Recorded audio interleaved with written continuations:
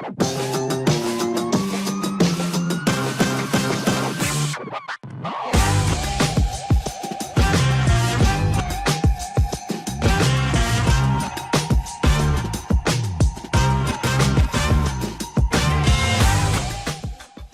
to The Amy Gregory Show, the show where real estate gets a reality check and success doesn't require burnout.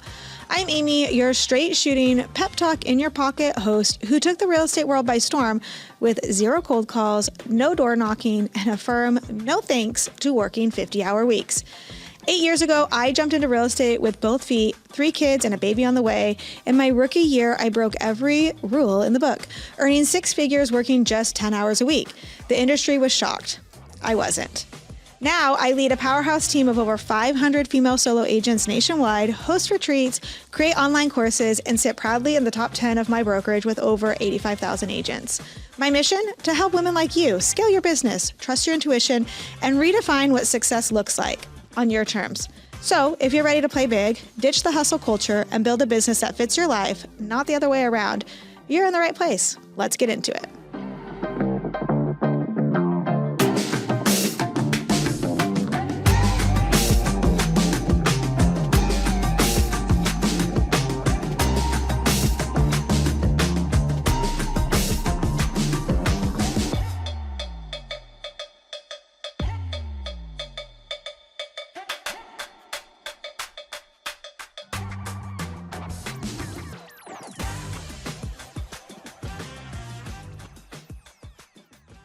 Welcome back to the Amy Gregory Show. Today we're going to talk all about the art of the deal, how to structure your deal when you are representing the buyer, and how to structure your deal if you're representing the seller. So before we jump into it, I always like to understand my clients' motivations before I structure their deals. You are going to have different clients that have different things that are important to them, but they usually fall into one of two categories. One client might really value getting the best deal, and it's all going to come down to dollars and cents, and they want to make sure they got the best deal possible. So they're very motivated financially, and they're going to be willing to be inconvenienced in order to get a financial win. The other set of clientele will typically be just the opposite, where they value convenience over dollars and cents. So and this is a client that typically understands the time value of money. Their time is very valuable to them. So if it saves them time, they're usually willing to pay more to keep the deal, quote unquote, clean, if that makes sense. So first, you want to understand which type of client you're working with because it's going to impact how you structure the deal. So let's talk about buyers. With all of the new NAR regulations and buyers agents needing to kind of negotiate their own commissions, which is just, it's all kind of silly, but we have to understand how we're talking to our clients and how we're structuring these deals. For the most part, I am still seeing the listing side pay out commissions, but the conversation around it is a little bit different. So if I'm representing the buyer, I'm going to go ahead and negotiate my 3% into the contract. And that is how we are going to present it to the buyers is, I get paid 3% of the purchase price of the home, and typically the seller covers that cost. It comes out of their proceeds. That's how it's always been done. We're still seeing it be done that way. I want you to let you know that we're going to write 3% on our buyer's agreement, and if we need to adjust it down the road, we can adjust it down the road. And I really assure my clients that we're not going to lose a deal over half of a percent on my commission structure, right? But we're going to start it at 3%. Now, the other thing I want to know with my buyers is, are they contingent or are they non-contingent? Meaning, do they need to sell their house before they can buy the other house? If you are coming in and needing to have a contingent offer accepted, then we need to prep those buyers that that means you're probably going to reduce your asks in other areas. So I always tell my buyers, inside a transaction, and I tell my sellers this as well, inside a transaction, you only get so many asks. And this is something I actually tell my kids too, right? Be mindful how many things you're asking me for, because every day you only get so many asks, and then it's okay, enough, no more, right? And so the same is true inside a real estate transaction. So if my buyers are going to need to be contingent in the deal, that's a really big ask of the sellers. And we're going to prep them for that and say, hey, listen, if you need a contingent offer accepted, then we're maybe not going to ask for as much on the inspection. We're maybe not going to ask for a percentage towards closing costs. We're maybe not going to ask, for X, Y, and Z down the line, because the contingency is such a big ask, right? So that's our big ask. Then we have to be easygoing on all of these other things over here. And then that also might impact how we budget what we're looking at, right? So if my buyer's like, oh, but we for sure need, that 2% to cover closing costs, well, then maybe we lower our budget just a little bit, because the contingency is a big ask. So these are all conversations I have prepping my buyers going into, getting their deal accepted. So then when I'm talking to sellers, I usually am saying to them, like, we want to talk about pricing, and we want to say, okay, how I look at pricing on the seller side is I'm going to look at comps and see everything that's closed and understand like price per square foot and days on market. And then I'm going to actually look at everything that's on the market that I'm going to be competing with, right, in real time. Comps are important, but for the consumer isn't looking at what closed 60 days ago, 6 months ago. They're looking at what's currently available to them. And so we need to make sure when we take a house to market that we're positioning it well alongside the current inventory and making sure that it competes well and shows well against the current inventory. So let's say I have a listing that, it's sitting around $1 million, and there's something that's listed for 1.2 million and it's been on the market 200 days. And we have some closings at 1.1 million from 6 months ago. What I'm going to advise my clients to do is I'm going to say, well, you probably can get 1.1 million for it. So that means that 1.2 is probably overpriced because it's been on the market for 200 days. So yes, it's on the market for 1.2 million, but it's not selling for 1.2 million. So it maybe would sell for 1.1, but they're not even getting the offer at 1.1 because now the listing is stale. So we know we have a closing at 1.1. We have something on the market at 1.2 that's been on the market for 200 days. And I'm going to advise, and this is a real deal that I did a couple of years ago, is I'm going to say, you should probably go to market right at $1 million, because the best way to get to 1.1 sometimes is to start at $1 million. And here's why.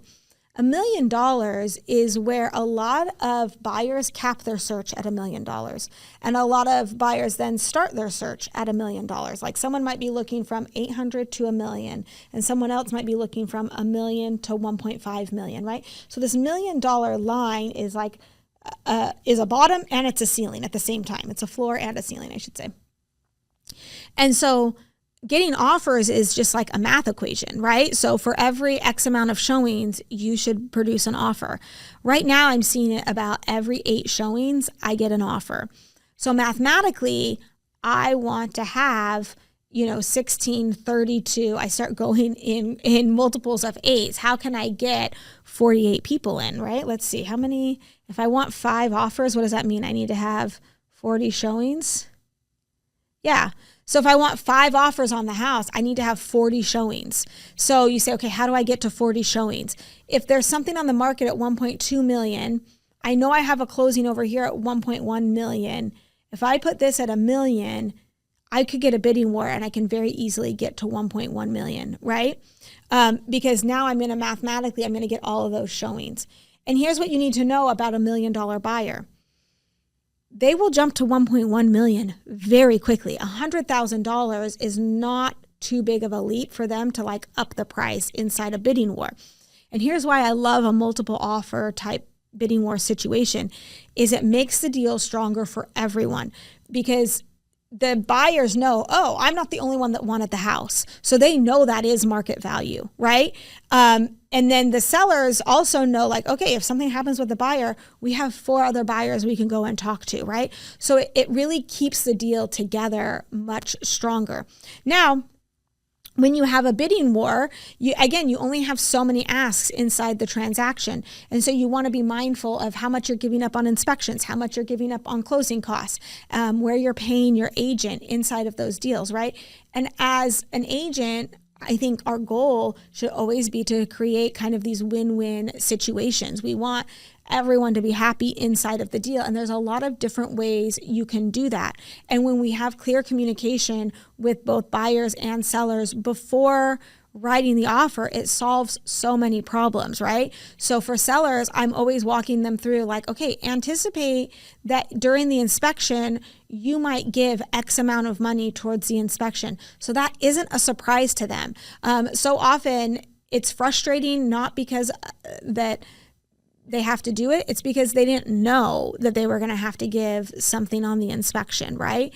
And sometimes you don't have to give anything on the inspection. Sometimes buyers are really savvy and they say, we'll conduct an inspection, but we're not going to make any asks. And that is a more attractive deal to a seller because it's right there.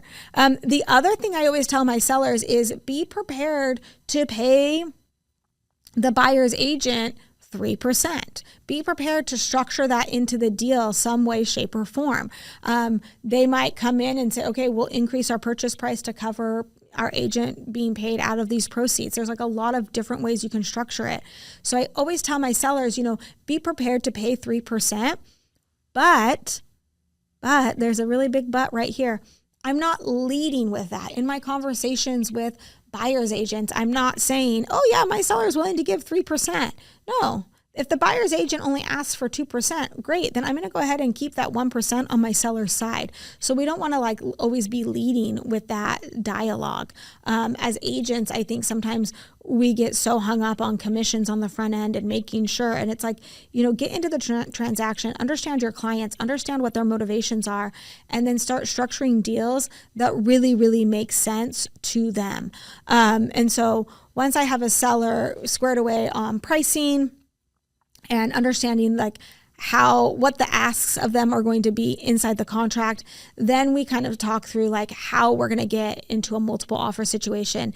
And I have all of this inside of my listing presentation template of exactly how we're going to take it to market and why we are doing the things we do. So when I'm taking a house to market, I love to have a coming soon period. And I know you can't do this in every single market. But in Arizona, you can. So we're doing a coming soon, which is where the sign is up in the yard. And that means it has to be in the MLS within about 24 hours and it is marked as coming soon. So that means agents inside the MLS can see it, but it's not populated on these, on all the internet websites. This episode is sponsored by StanStore, the simplest way to turn your social media followers into clients. Want to build your database straight from Instagram without the tech headaches? I've got you. Click the link in the show notes to download my website template for realtors, designed to help you capture leads and grow your business with ease. Because your social media should be more than just likes. It should be your lead generating machine. That means I can talk about it on my social media. I can go through we're filming today. We're taking pictures today. We're taking videos today. Oh, here's a little tour. If you want to know more about the property, shoot me a DM, right? This is why it's also valuable to have other agents following you, because agents have buyers, right? So many people get caught up in social media oh my gosh, just agents are following me. That's great because agents have more clients that you want access to. They're going to be bringing the house to market that your buyer wants to buy and vice versa. So play nice with other agents and you'll be surprised how phenomenal your business becomes. So I like a coming soon period. I like it to be 10 to 14 days. And that's when I'm going to go and produce all of this content for the house. So I am shooting professional photos. I love to do twilight photos as well. I am then prepping for mailers. I am putting flyers in a flyer box on my sign. I know that sounds so old school, but the reason we do this is because people driving by the house are some of the most motivated buyers. Take those leads, create those leads. Every listing should bring you more leads, right? And so you have to allow them, make it easy for them to get a hold of you.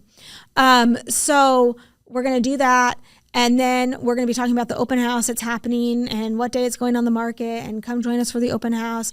And we're talking about it again and again and again on social media. So we want to break down, when we have all these touch points of flyers and postcards, open houses, social media, all of this, this is how we hit the 7-11-4 rule of marketing. And if you don't know what the 7-11-4 rule of marketing is, that's probably why your listings are stagnant. So studies show that in order for consumers to make a buying decision, they need to spend 7 hours of time with 11 touch points from at least 4 different platforms to feel comfortable pulling a trigger. And this is why you have to have this like immersive marketing on your listings, right? You want them to see the open house. You want them to see the postcard. You want them to see the flyer. You want them to see all your social media, because they need to spend 7 hours of time inside the decision. And like, think about that. That makes sense. They're buying a house. That is like the biggest purchase most people ever make in their entire life. And so they need to spend 7 hours of time. And your job is to create the environment where it's easy to find the information. It's easy for them to spend time with it. It's easy for them to keep running into it, right? So they're following you on social media. They kind of hear about it on social media. And then, oh my gosh, they get a postcard about it. And on the postcard is a QR code that drops to like a property website, and so they can click on that, and then they're in the property. Now they're in their CRM, and now they're going to get a drip email campaign from your CRM, and then they come to the open house and they're inside the house. Do you see how this all starts to feel very immersive to them, to the buyer? And this is how you create, and you can be doing this with multiple buyers at the same time. It's all happening at the same time, which is how you create this insane flywheel inside of your business, right? The other thing is, and I got to be honest with you guys, is I think sellers' biggest rub against real estate agents is it's like, oh my gosh, they just put a sign in the yard and put it on the MLS. They're not even doing anything. That's what people's issue is with you. And so they're like, why am I paying you all this money to just like input the data? That's how they're seeing it in their mind. I'm not saying that's how it actually is, but that's what the consumer is seeing. So if you can demonstrate, oh no, I'm doing all of these other things, it's like, oh, well, gosh, you were like worth your weight in gold. Not only am I marketing it in such a way, but I'm also able to like structure a deal that works for you, right? So when that seller has a contingent offer come in and it's not a great offer necessarily. Let's say they come in, let's say call it $1 million house, and they're going to come in. Let's say this offer comes in at, $850, and oh, by the way, it's contingent. Oh, and oh, by the way, they want, a couple of percentage points towards closing costs. And oh, then by the way, inside your contingency, they're going to say you can't accept other offers, blah, blah, blah, blah, blah. That's not an offer a seller wants to accept. The seller is literally carrying all of the risk. So if you're the buyer's agent, you've got to prep your buyers that like, this is not a reasonable offer inside this market. But what's so great is then if you've done your marketing correctly and you do have it priced correctly, you should have multiple offers. And so then, let's say I have that contingent offer and it's not an offer I love, but I am going to use it, and I am going to go back to every showing and every person that's walked their house to say, hey, we have an offer on this property. If your clients are interested, they need to get their offer in. And all of a sudden that offer that's just kind of like meh can start to drive urgency in all of these other people that have like danced around the property. And then you get another offer in, and then you can go back to this first offer and say, hey, we have another offer on the table. Is this their best deal?